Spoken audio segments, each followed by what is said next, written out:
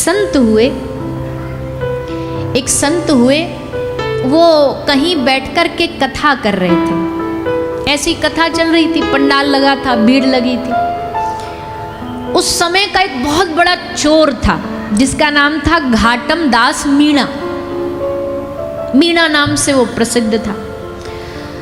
तो बड़ा भयानक चोर था, डकैत था, सब जगह चोरी करता था। एक दिन राजा के घर चोरी करके आ गया और पीछे से राजा के जो सैनिक वो उसे पकड़ने दौड़े। तो पकड़ने जैसे दौड़े, वो भागता भागता आया, कहीं छुपने की जगह देख रहा था। उसने सोचा यहाँ कथा चल रही है, भीड़ बढ़िया, इसके बीच में जा कर के बैठ जाऊंगा। आकर के बीच में बैठ गई। अच्छा, इसके पिताजी ने इसको बचपन में एक बात सीख दी थी कि बेटा कुछ भी हो जाए कभी सत्संग ना सुनना। क्यों? बोले सत्संग सुना तो हमारा ये जो खानदानी चोरी का धंधा ये बंद हो जाएगा। क्योंकि सत्संग सुन के पता चला तेरा मन बदल गया तो चोरी छोड़ दी तो इसलिए सत्संग ना सुनना, चाहे कुछ भी हो जाए। तो उसने वो बात गांठ बांध रखी थी, कथा नहीं सुननी बस। अब मजबूरी में आ गया कथा में, क्या करे? तो पहले तो कान बंद कर लिए कि कान बंद कर लो, कुछ भी सुनाई न दे। पर भैया यहाँ के साउंड सिस्टम इतने तेज होते हैं, तुम कितना भी बंद करो बात तो भीतर जाएगी। तो कान बंद करके बैठ गया, पर कान बंद करके बैठा, फिर भी उसे एक बात सुनाई दी। व्यास जी ने ऐसी बात चलते चलते कोई बात पर एक बात बताई कि भैया जो देवता होते हैं उनकी परछाई नहीं होती, उनके शरीर की कभी भी परछाई नहीं दिखती। किसी प्रसंग में चलते चलते उन्होंने बता दिया। इसको ये बात कान में सुन। अगले दिन राजा ने इन डकैतों को पकड़ने का एक तरीका अपनाया।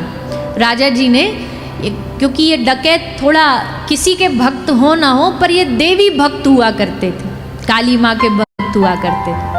तो राजा ने एक झूठ मूठ का मंदिर बनवाया, उसमें झूठ मूठ की एक काली माता बनवाई और सब जगह घोषणा करा दी कि काली माता प्रकट हुई है। तो सब चोर आ गए वहाँ पर अपना अपना सामान लेके काली माता को प्रणाम करने के लिए। ये मीणा जी भी पधारे। अब मीणा जी आए तो आकर के उनने देखा कि काली माता तो पधारी है, पर तुरंत इसकी नजर नीचे गई चरणों की तरफ। तो क्या देखा कि काली माता की परछाई दिख रही थी। जैसे परछाई दिखी तो इसको कल वाली बात एकदम दिमाग में। एक महाराज जी तो कह रहे थे कि परछाई नहीं होती है, तो परछाई इसका मतलब ये कोई जाल है फंसाने का। सो ये तुरंत वहां से निकल गया। सारे चोर राजा ने पकड़ लिए, ये बच गया। इसको राजा के दंड से बचाव हो गया। अब सुनो, सत्संग क्या करामात करता है। एक क्षण का सत्संग, इसका जीवन बच गया, इसके प्राण बच गए। और प्राण बच गए तो इसने सोचा कि एक क्षण का सत्संग सुनने से ये लाभ हो सकता है। तो सोचो, अगर मैं मन लगा कर के कथा सुनूंगा तो क्या मेरा जीवन नहीं बदल सकता? क्या भगवान मेरे पापों को माफ नहीं कर सकते? और बस उसी दिन से ये सब चोरी चकारी छोड़ करके भगवान की कथा में जाकर के लीन हो। इसलिए ये कथा एक प्रकार से गोपियां कहती हैं कि भैया कथा में जाओ तो बड़ी सावधानी से जाना, यहाँ कब जीवन बदल जाए, यहाँ कब हमारा सुनकर के मन बदल जाए, कुछ नहीं पता। और मन बदलना ही चाहिए, मन में बदलाव आना ही चाहिए, मन में कुछ अच्छा हर रोज आना चाहिए। एक मानव ही तो है जो हर रोज कुछ अच्छा सीख सकता है, कुछ नई चीज कोशिश कर सकता है। पशुओं में भगवान ने ये गुण थोड़ी दिया है, बताइए। कभी शेर ने सोचा कि चलो भाई धरती पे जंगल में तो बहुत रह लिया, अब जरा देखे चांद पर जाके कैसा रहने का सिस्टम है। कभी नहीं सोचा। इंसानों ने सोचा कि चांद पर जाके रहना अच्छा रहेगा या नहीं, चांद पर जीवन है कि नहीं। पशु कुछ बदलाव नहीं कर सकते। कुत्ता कुत्ते की जैसे जन्म लेता है, कुत्ते जैसे जिएगा, कुत्ते जैसे मर जाएगा। बिल्ली बिल्ली जैसे जन्म लेगी, बिल्ली जैसे जिएगी, बिल्ली जैसे मर जाएगी। पर इंसान चाहे तो पशु के स्तर पर भी गिर सकता है, और इंसान चाहे तो अपने कर्मों से देवता भी बन सकता है। ये दोनों निर्णय इंसान के हाथ में है। देवता बने या दानव बने। और देवता और दानव में अंतर क्या होता है जानते हो? बोलिए हाँ के ना, जानते हो कि नहीं? नहीं जानते तो हम बता देंगे ना भेद क्या होता है। एक बहुत हमारा प्रिय दृष्टांत है कि एक बार देवता और दानवों में आपस में सब बोले, भैया हम भाई भाई हैं, एक ही पिता की संतान है, माँ भले अलग अलग है, पर हम क्यों लड़ते झगड़ते रहते, छोड़ो ये सब लड़ाई झगड़ा, चलो एक भोज, एक पार्टी आयोजित करते हैं। देवता बोले सारे दानवों को, राक्षसों को, तुम सब हमारे स्वर्ग आओ, हम तुम्हें बढ़िया चकाचक भोजन कराएंगे, भाई भाई मिलके बैठ के भोजन करेंगे। तो भोजन उत्सव रखा गया। अब सब राक्षस दैत्य पहुंचे, देवताओं ने आकर के सबका स्वागत किया, पंक्ति लगा दी, लाइन लगा दी, भोजन के लिए पत्तल रख दी, पर फिर एक शर्त रखी, भैया भोजन तो करो पर भोजन खाने की एक शर्त है, आप भोजन करोगे आपका हाथ मुड़ना नहीं चाहिए, बिना मोड़े हाथ के भोजन करना, ये शर्त है भोजन करने की। अब बताओ बिना हाथ मोड़े कैसे भोजन करोगे? अब दैत्यों ने ट्राई तो मारा कि जैसे तैसे, अब हाथ मुड़े ना, रोटी उठाई, खाने की कोशिश करी, किसी की सर से गई, किसी की इधर गई, किसी की पीछे गई, सब ऐसे करते गए, एक भी अन्न का दाना मुंह में नहीं गया दैत्यों के। और फिर देवता बैठे, और जब अब वही सेम नियम देवताओं के लिए भी लागू होता, तो देवता बैठे, देवता भोजन करने बैठे कि हाथ बिना मोड़े भोजन करना। देवताओं ने दिमाग लगाया, उनने एक लाइन नहीं, उनने 2 लाइन लगाई, एक के सामने एक बैठ गया, बीच में रख दी थाली, और उसने हाथ बिना मोड़े सामने वाले को खिला दिया और सामने वाले ने इधर वाले को खिला दिया। Moral of the story is, जो दूसरों को देना जानता है वही देवता बन सकता है, जो दूसरों को बांटना जानता है वही देवताओं की श्रेणी में गिना जा सकता है, और अपने अपने लिए प्रयास करेगा तो वो देव बनने के योग्य नहीं है। और कथा देना जानती है, कथा बांटना जानती है। यहाँ आप सब आए हो, आपको बस बांटा जाएगा, आपसे लिया कुछ नहीं जाएगा, आपसे कोई टिकट विकेट तो नहीं ली गई ना कथा की? अरे बोलिए ना, कोई खर्चा तो नहीं लिया गया, आपसे बस इतना कहा गया कि भैया अपना टमटम, रिक्शा, गाड़ी, बस जिसमें भी हो आ जाओ पंडाल तक, यहाँ आकर के बस आपको कथा सुननी है, कथा सुनो डूब के, और बस नाम संकीर्तन करके प्रसाद लेके गए। देना कुछ नहीं, बस लेना ही लेना है, प्राप्ति प्राप्ति है। और ऐसी जगह जहाँ केवल मिलना ही मिलना हो, जहाँ केवल प्राप्त ही प्राप्त होना हो, वो भगवान की कथा ही है। और जब भगवान की कथा मिल जाए, जब संग बढ़िया मिल जाए, जब किसी संत का सानिध्य मिल जाए, तो समझ जाना कि हरि हम पर रीझ गए हैं, भगवान हम पर प्रसन्न हो गए हैं। हम कहते हैं भैया देखो, भगवान की कृपा का दुनिया में कोई थर्मामीटर नहीं बना, कोई पैरामीटर नहीं बना, कोई मशीन नहीं बनी जो आपको बता सके कि भगवान की कृपा हो रही है आप पर ये कुछ लक्षण है जिनसे आप अंदाजा लगा सकते हो कि हाँ भगवान खुश हैं हम पे। पहली भगवान की खुशी क्या है? ऐसे कली काल में, कलयुग में, संसार से, माया से भरे इस युग में आप सब भगवान की कथा में बैठे हो, ये भगवान की पहली कृपा हो गई। मनुष्य तन मिलाए, ये भगवान की दूसरी हम पर अनंत कृपा हो गई। इसके बाद अगर हमें संतों से मिलना जुलना अच्छा लगता है, साधु का दर्शन करना अच्छा लगता है, ये भगवान की अगली कृपा होगी। सब में भगवान का दर्शन होने लग जाए, ये भगवान की श्रेष्ठ कृपा हो गई। नहीं क्रोध किसी पर आए, गुस्सा की वजह होने के बाद भी क्रोध ना आए, ये बड़ा टेढ़ा काम है, क्योंकि हमारा तो बिना बात पे भी गुस्सा आता है, और किसी बात कारण पे भी गुस्सा ना आए। एक महाराष्ट्र के एक बड़े प्रसिद्ध संत हुए, तो उन पर किसी ने झूठ मूठ चोरी का इल्जाम लगाया, झूठ मूठ, क्योंकि समाज ने कभी भी साधुओं को बख्शा नहीं है। साधुओं पर खूब अपमान, उनके चरित्र पर, उनके जीवन पर। जब साधु रहा तो संसार ने कभी उनकी कीमत ना समझी, और जब संत चला जाता है तो उनकी जय जयकार होती है। मीरा थी तो जहर पिला दिया गया, आज मीराबाई के पदों पर लोग पीएचडी कर रहे हैं।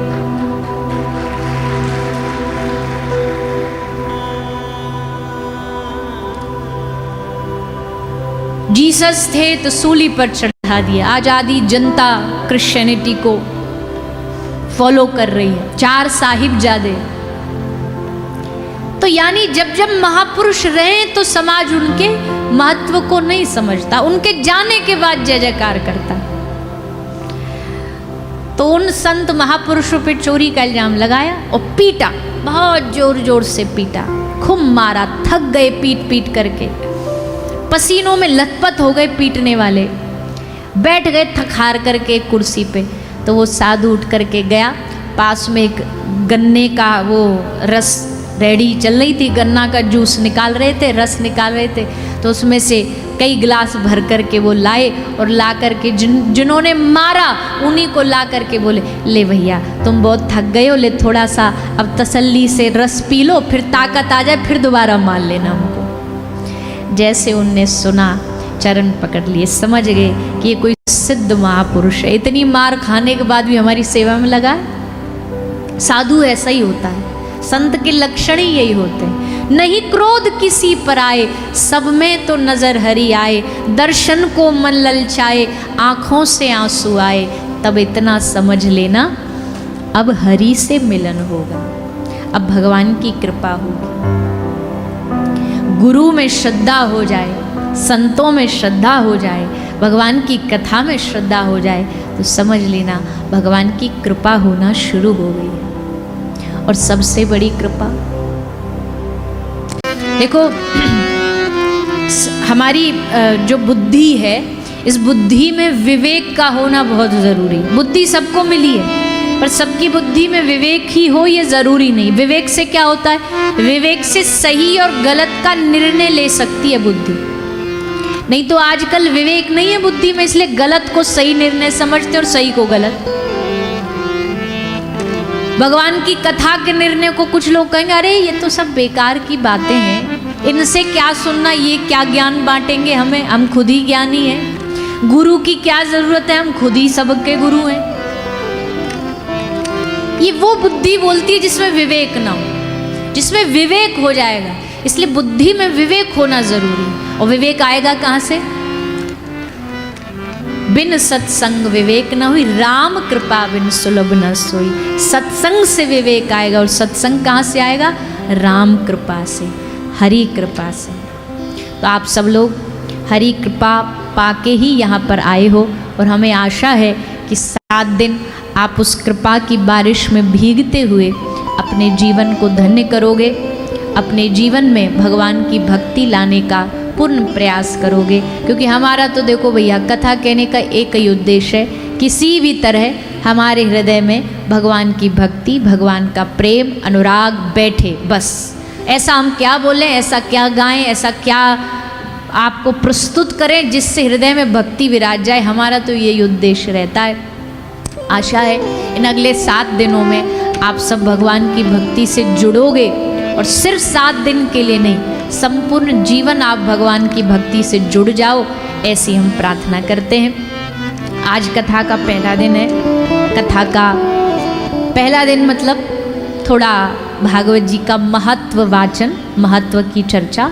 महत्व की चर्चा इसलिए भी जरूरी है क्योंकि भैया कलयुग चल रहा है। यहाँ तो एक टूथपेस्ट बेचने के लिए भी उसकी महिमा गानी पड़ती है, उस प्रोडक्ट की इतनी सारी एडवर्टाइजमेंट करनी पड़ती है, एक साबुन की एडवर्टाइजमेंट करनी पड़ती है, एक क्रीम की एडवर्टाइजमेंट करनी पड़ती है, करोड़ों करोड़ों रुपया उसकी पब्लिसिटी में लगाना पड़ता है।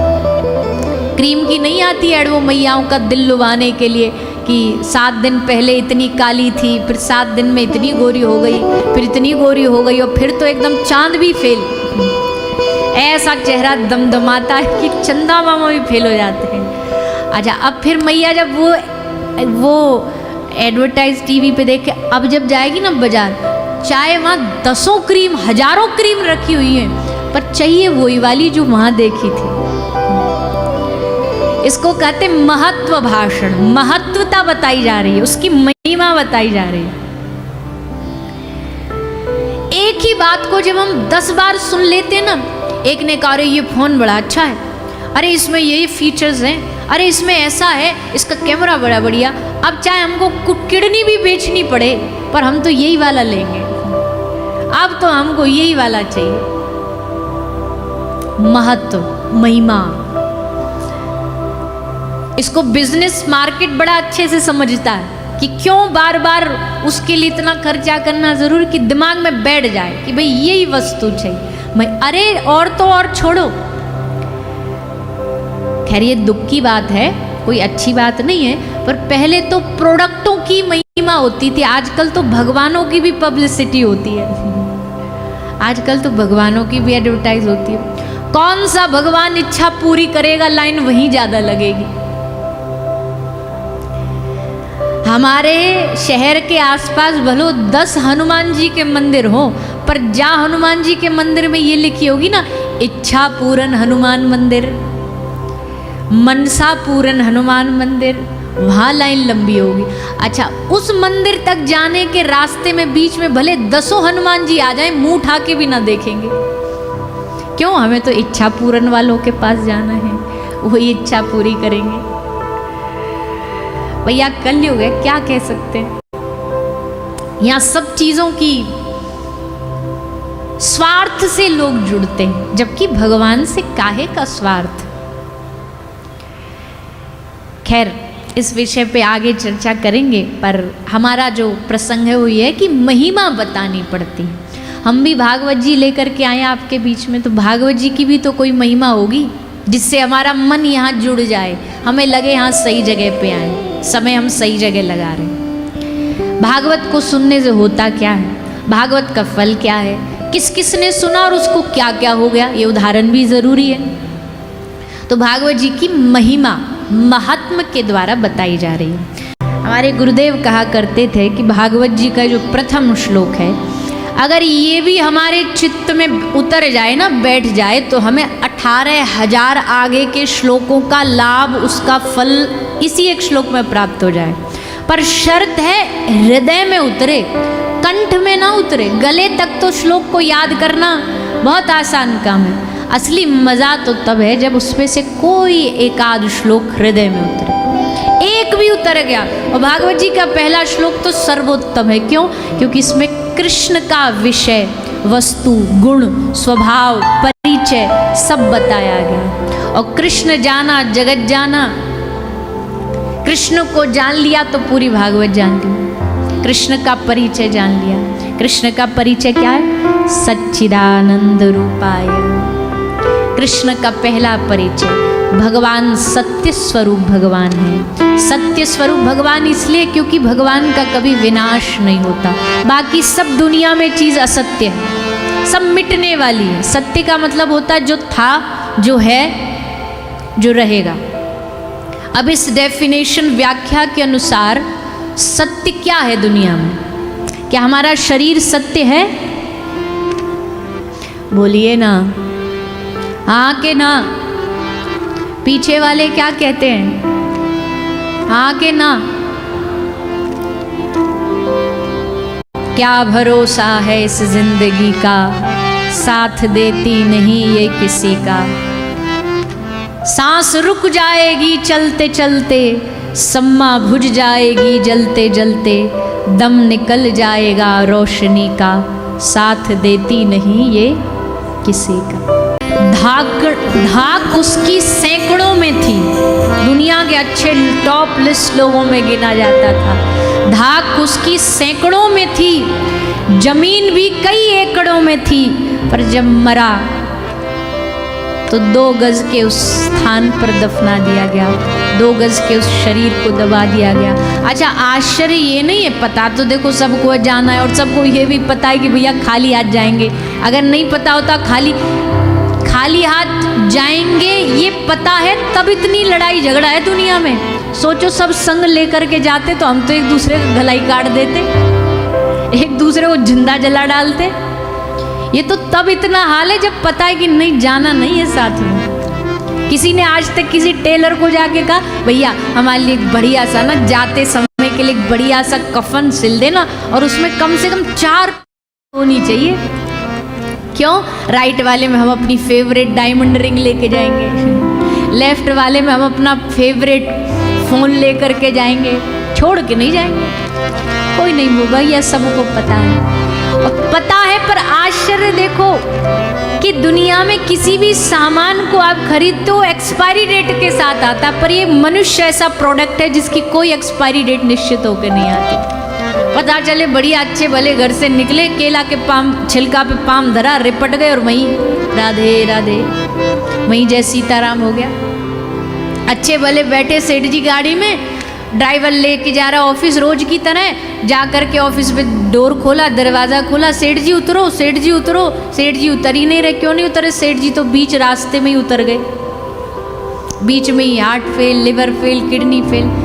तो क्या भरोसा, कुछ नहीं पता। तो जीवन तो सत्य है ही नहीं भैया, शरीर तो सत्य है ही नहीं। अच्छा चलो शरीर सत्य नहीं मान लिया, पर जिस शहर में हम रहते क्या वो सत्य है? बोलिए हाँ के ना? वो भी सत्य नहीं है भैया। बड़ी बड़ी पद्धतियाँ हड़प्पा मोहनजोदाड़ो हिस्ट्री में पढ़ते हैं तो कहाँ निगल गई कहाँ उड़ गई किसी को नहीं पता। धरती कहाँ चली गई नहीं पता, तो शहर भी सत्य नहीं। अच्छा जिस हम धरती पे रहते पृथ्वी पर, क्या वो सत्य है? बोलिए ना, वो भी सत्य नहीं है। महाप्रलय आएगी और वो भी नष्ट हो जाएगी, तो ये भी सत्य नहीं है। चांद आकाश तारे भी सत्य नहीं, तो फिर सत्य क्या है? क्या है? आहा बड़े समझदार हो। हरि नाम, राम नाम ही एकमात्र सत्य है। मृत्यु पर फिर तब जाके याद आता मौत पे, राम नाम सत्य है, सत्य देखो गत्य है। इससे पहले याद कर लेते, कभी न मिटेगा। राम नाम जब कुछ भी नहीं था तब भी था, राम नाम आज सब कुछ है तब भी है, और जब इस दुनिया में एक तिनका भी नहीं बचेगा तब भी जो बचेगा तो वो केवल राम का नाम बचेगा, कृष्ण का नाम बचेगा। कृष्ण नाम था, कृष्ण नाम है और कृष्ण नाम हमेशा रहेगा।